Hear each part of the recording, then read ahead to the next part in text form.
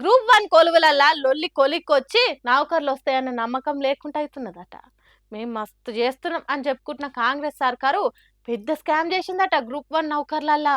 హాగు అదేందో చూడురి. ఇవాళ అన్ని తప్పిదాలే ఇలా కనబడతా ఉన్నాయి. టీజీపీఎస్ లో వాళ్ళు జిఆర్ఎల్ ఎందుకు ఇస్తలేరు, ఎందుకు భయపడుతున్నారు?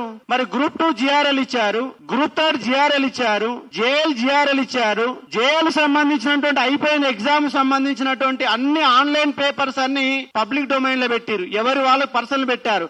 మరి గ్రూప్ 1 పేపర్లు ఎందుకు పెడతలేరు? అన్ని పరీక్షల మార్కుల లిస్టు పేర్లు పెట్టిండ్రు గాని గ్రూప్ 1 పెట్టనందుకు అనుమానాలు వస్తున్నాయట.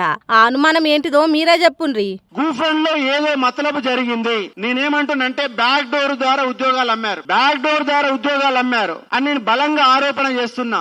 ఇన్నరా కొంతమంది కావాల్సిన వాళ్ళను ఏరే కాడ ఎక్కువ మార్కులు వచ్చేటట్టు పరీక్షలు రాయించిండ్రట. మరి ఆ ముచ్చట నీకు అట్లెట్లా తెలిసిందన్నా అని అడిగితే ఏమంటున్నాడో ఈనుండ్రి. ఈ గ్రూప్ 1 లో ఎస్సీలు ఎంత మంది అంటే 3% మంది టాప్ 100 ఉన్న వాళ్ళు, ఎస్టీలు ఎంత మంది అంటే 5% మంది ఉన్నారు. మరి ఓసీలు 44% మంది ఎట్లొచ్చారు? వాళ్ళ జనాభా ఉన్నది 10% అయితే 44% మంది అంటే ఓపెన్ లో ఉన్న ఉద్యోగాలు మొత్తం వన్ సైడ్ గా కొల్లగొట్టడం కోసమే ఈ రేవంత్ రెడ్డి గవర్నమెంట్, రెడ్డి గవర్నమెంట్ ఇవాళ బీసీలకు, ఎస్సీలకు, ఎస్టీలకు అన్యాయం చేసి ఉద్యోగాలు కొల్లగొడుతుంది. ఆ ఓసీ వర్గానికి సంబంధించిన వాళ్ళు బ్యాక్ డోర్ ద్వారా 200 ఉద్యోగాలు అమ్మేస్తున్నారు. వాళ్ళ అనుచర వర్గానికి ఉద్యోగాలు ఇస్తున్నారు.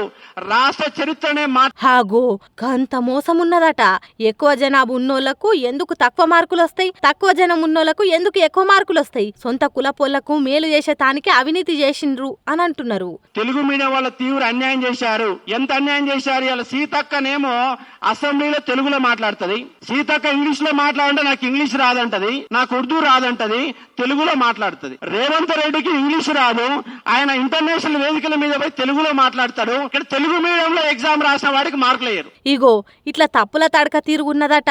గ్రూప్ 1 పరీక్షల ఫలితాలు పెద్ద మోసమే జరిగిందని అంటున్నారు. ఇక విఠలన్న మాట్లాడుకుంటా, దయచేసి రేవంత్ రెడ్డి గారు ఈ సమస్యలకి పరిష్కరించండి. ఎందుకు మీరు హడావుడిగా జేఎన్టీయూకి కాంట్రాక్ట్ ఇచ్చారు? జేఎన్టీయూకి కాంట్రాక్ట్ ఇచ్చి హడావుడిగా డిగ్రీ కాలేజ్ లెక్చరర్లతోటి, జూనియర్ కాలేజ్ లెక్చరర్లతోటి ఎందుకు దిద్దిపించారు? 18 సబ్జెక్టులు ఉంటే 12 మంది సబ్జెక్ట్ ఎక్స్పర్ట్స్ నే ఎందుకు పెట్టారు? ఒక సోషియాలజీ ప్రొఫెసర్, ఒక సోషియాలజీ లెక్చరర్ ఎకనామిక్స్ పేపర్లు ఏ విధంగా దిద్దుతాడు? అక్కడ ఏమైందంటే data presentation, bar diagrams, charts వేసిన వాళ్ళకి ఎక్కువ మంది మార్కులు వచ్చినాయి. 4 సార్లు సివిల్స్ మెయిన్స్ రాసి ఇంటర్వ్యూకి పోయిన పిల్లలకి మార్కులు రాలేదు. ఇప్పుడే మొన్న డిగ్రీ పాస్ అయిన పిల్లలు, అసలు యూపీఎస్సీ ప్రిపేర్ కానోళ్ళు జస్ట్ నామకే వాస్తే రాసిన వాళ్ళకి కూడా చాలా మందికి వచ్చినాయి. నా దగ్గర 100 ఆధారాలు ఉన్నాయి. ఒక పరీక్ష 100 తప్పులు అని. హాగో అంత ఘోరంగా పేపర్లు దిద్దిండ్రట. అడుగడుక్కు తప్పులే ఉన్నాయట. మొత్తం ఆగమాగం చందన చేసిండ్రట. సొంత మనుషులకు నౌకర్లు ఇచ్చేటానికి పెద్ద స్కామ్ చేసిండ్రట.